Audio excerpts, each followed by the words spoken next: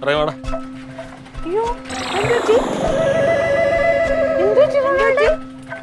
ഒരു മിനിറ്റ്, വണ്ടി വിട്ടോട്ടെ.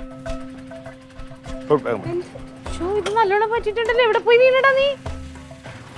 ഇനി നിനക്ക് പറ്റ ഒരടി നീ ചൗക്കിലടിക്കും, ഒരടി തന്നെ അടിക്കും. അല്ല എനിക്ക് വയ്യാവിൽ വയ്ക്കേണ്ട കാര്യമുണ്ടാ? എന്താടാ? ഒരു കുടുംബം മര്യാദയ്ക്ക് നടന്നു പോട്ടെന്ന് കരുതിയിട്ട് ഒരു ചായക്കട എടുത്ത് ഏൽപ്പിക്കാൻ കൊടുത്തു. അവൻ രാവിലെ ഒരുക്കിട്ട് പോയത് ഇവിടെ അറിയാമോ?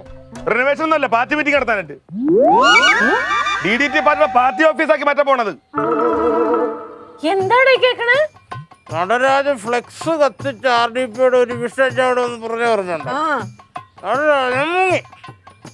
ക്ലീറ്റോമച്ചമ്പിയും പ്രവർത്തകരും ഒരു കടയുടെ അവിടെ വട്ടം നിന്നപ്പം നടരാജനെ ഒളിപ്പിച്ച് വെച്ചെന്ന് RDP കരുതിയിട്ട് അവര് കുറച്ച് പേര് വന്നിട്ട് സർക്കരയിൽ ഈച്ച വന്ന് കയറുന്നില്ല. ഒരുപറ്റം പ്രവർത്തകർ കടലോട്ട് കയറി. ക്ലീറ്റോമച്ചമ്പി അടുക്കള ഒഴികൂടി പെയിന്റ് ചെയ്തോണ്ടിരുന്ന എനിക്കൊന്നും മനസ്സിലായില്ല. എന്നെ ഇങ്ങനെ വറുത്ത് കോരിയ മീൻ പോലെ പൊക്കി അങ്ങ് കൊടുക്കുക. പിന്നെ ഒന്നും ഓർമ്മയില്ല. മതി മതി, കൂടുതൽ വർണ്ണിക്കാനും വേണ്ട. അവസാനം കേസായി, എടുത്ത് സ്റ്റേഷൻ കൊണ്ടുപോയി. അവൻ സ്ഥിരം അങ്ങനല്ലേ, അവനെ കൊണ്ടുപോവാ. അല്ല ആൾക്കാരൊക്കെ അടി വിട്ടുമ്പോ അവൻ ഒരു രക്ഷപ്പെടുമല്ലോ. റോസ്മേരിക്ക് ഭാഗ്യമില്ലെന്നേ ഞാൻ പറഞ്ഞു. ഇല്ല, DDT പാർട്ടിക്ക് വേണ്ടിയിട്ട് ഞാൻ മരിച്ച് ചില്ലറ എൻ്റെ ഭാര്യയ്ക്കും പിള്ളേർക്കും കിട്ടിയാണ്. ഇലക്ട്രിക് അടുപ്പ് ചൂടാക്കിയിട്ട് കൈ വെച്ച് പതിപ്പിച്ചു. ഞാനിന്ന് കുടങ്ങാവിളേക്ക് പോകും. എന്തിന്? ചന്തി കഴുകാനും ആഹാരം കഴിക്കണേ റോസ്മേരിയുടെ സഹായം എല്ലാം പറ്റത്തില്ല. കാര്യമായി പോയി.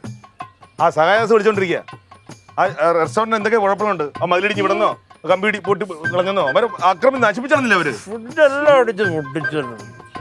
ക്ലീറ്റോ ചേട്ടന്റെ സ്ഥിരം പരിപാടിയാണ്. ഇവരെ കുരുതി കൊടുക്കും, എന്നിട്ട് ക്ലീറ്റോ ചേട്ടൻ കണ്ടം വഴി ഓടും. എടാ കട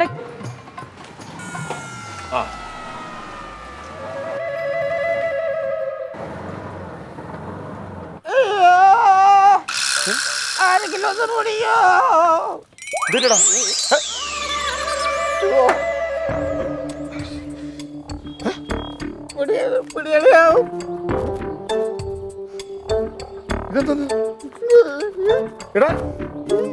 എന്താ